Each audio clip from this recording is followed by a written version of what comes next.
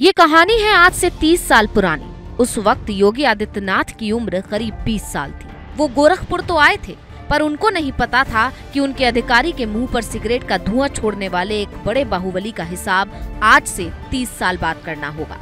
ये कहानी है भदोही की। बनारस से अलग होने के बाद जब भदोही अलग बना तो कालीन की भूमि को रंगने के लिए कुछ बाहुबली भी पैदा हुए, और वहीं शुरू होती है वर्तमान डीजीपी प्रशांत कुमार की वो कहानी जो उन्हें मूंचों पर ताव देने वाला एक ऑफिसर बनाती है। जब कोई आईपीएस की वर्दी में आता है तो यूपीएससी के इंटरव्यू में एक सवाल का जवाब जरूर देता है कि हम समाज और सिस्टम को बदलने आए हैं।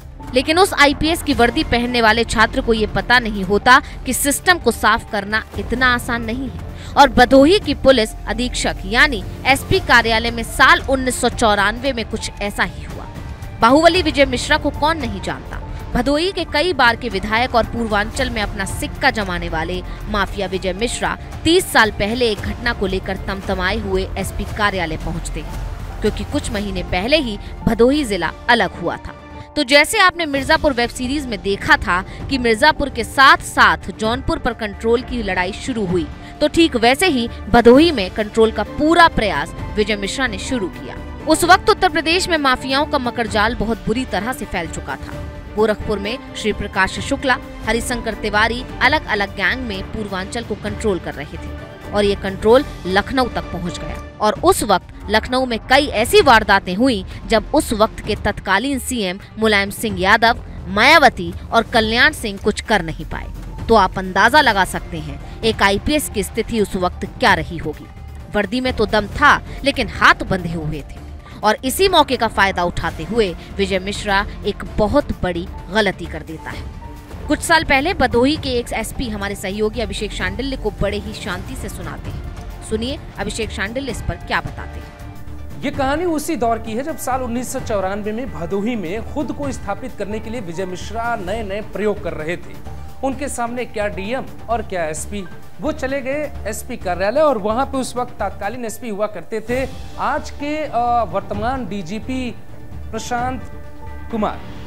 प्रशांत कुमार उस वक्त नई नई ज्वाइनिंग थी उनकी भी, और नए नए ऑफिसर बने थे। और इधर विजय मिश्रा जो है नए नए बाहुबली नेता बने थे। हालात बहुत दूसरे तरीके के थे पूर्वांचल में और यूपी की राजनीति में। और विजय मिश्रा ने अपनी धमक जमाने की कोशिश की। एसपी कार्यालय के भीतर गए और उन्होंने सिगरेट पीते हुए एसपी के सामने कुछ ऐसी बातें बोल दी जो दिल को लग गई। और कहते हैं कि कुछ बदले साल दर साल कई सालों बाद लिए जाते हैं। जैसे ही प्रशांत कुमार को ADG law and order Yogi Adityanath की सरकार ने बनाया था, उसी वक्त से प्रशांत कुमार ने विजय मिश्रा को निशाने पे ले लिया। आपको याद होगा कि उसी वक्त राज्यसभा का चुनाव हुआ था और विजय मिश्रा ने हाथ पांव जोड़कर बीजेपी के समर्थन में खुलकर वोट दिया था। लेकिन उससे क्या, जब आप बोएंगे बीज बबूल का तो आम नहीं हो सकता। और विजय मिश्रा की कहानी उसी 1994 की कहानी से जुड़ी हुई है।